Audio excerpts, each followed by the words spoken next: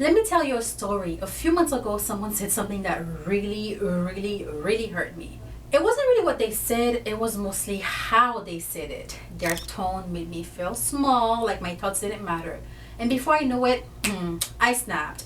Not because I was trying to be rude, but because I felt cornered. Like all the emotions I hadn't dealt with finally burst out all at once. Later, I did feel bad about it. I felt awful. Not because of what happened, but because I didn't understand why I reacted the way I did. That's when I started journaling through my emotions. And that's when everything began to shift. You're not crazy for feeling deeply. You're not too sensitive because you cry or get overwhelmed. You're human. And if you ever feel like your emotions are who are driving your life, this video is for you. Because reaction is automatic, but responding, that's a skill. It's a skill that journaling can help you master.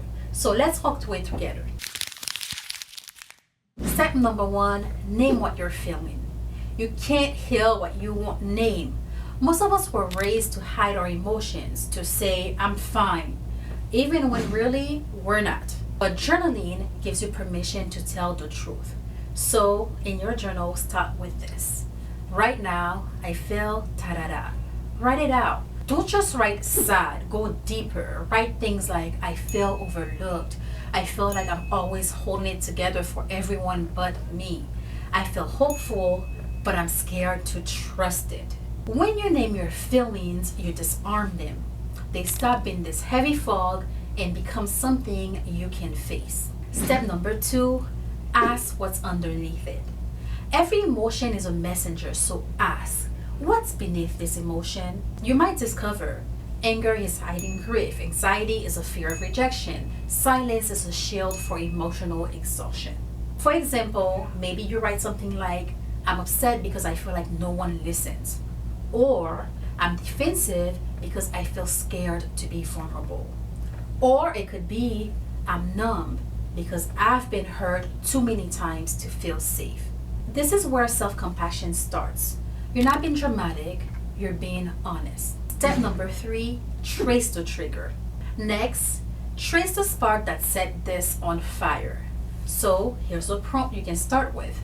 What triggered this feeling?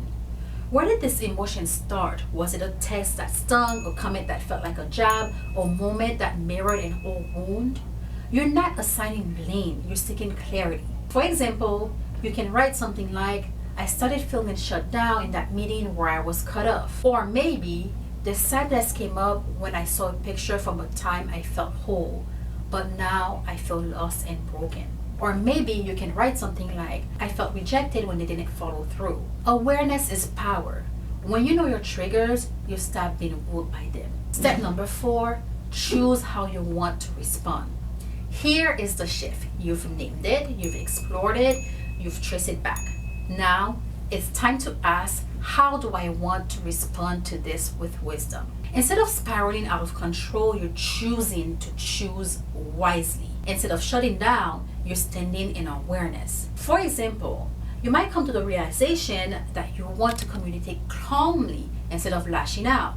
Or maybe you choose to take space to pause and breathe before you reply to someone. You are not powerless in your emotions. You get to choose what happens next. Step number 5, reaffirm your emotional safety.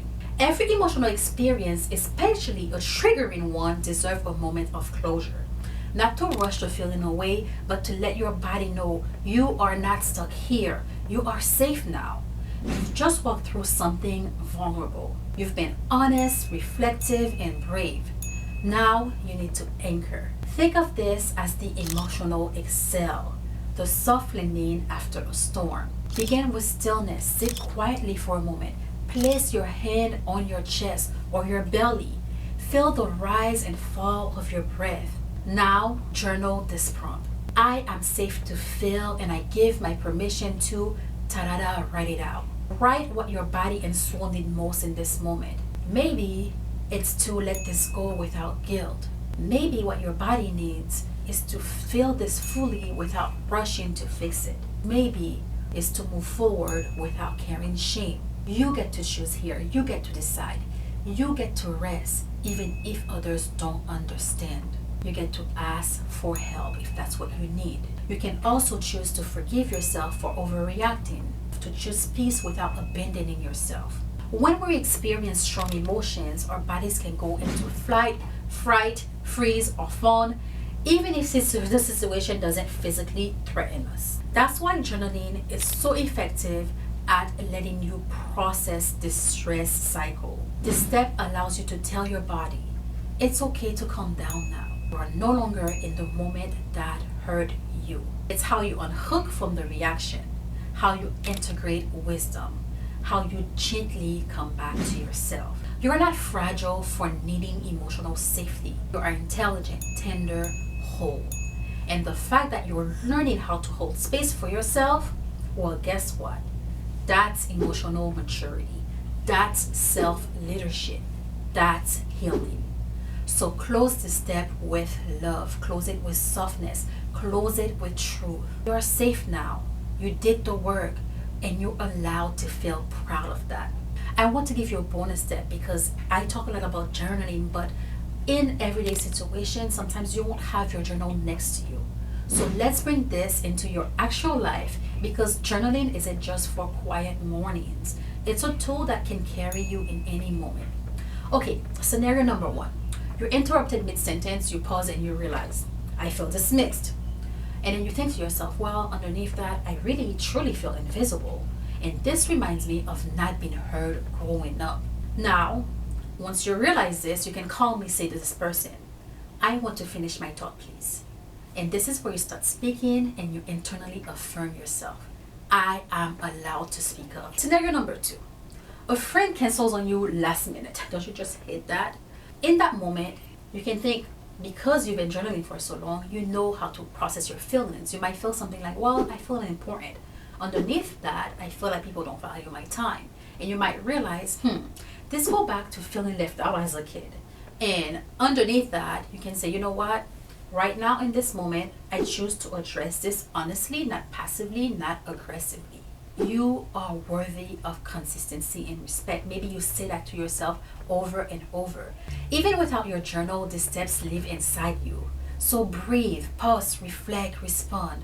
Let's close with this. Place your hand on your heart, breathe in, and say, I am safe to feel. Breathe out and say to yourself, I can respond with wisdom. Again and again and again. Repeat to yourself, I am not ruled by my emotions. I am rising in emotional intelligence. My love, I want you to know that you are not too emotional. You are not a burden. You are someone who feels deeply. And that's sacred. Journaling helps you move from chaos to clarity, from reaction to response, from pain to power. If this video helped you in any way, make sure to grab your journal and notebooks at leafpublishing.com and come back to this video anytime you need to reconnect with yourself. You're safe to feel, you're worthy of peace, and I am so proud of you. I love you, and I'll see you in the next video.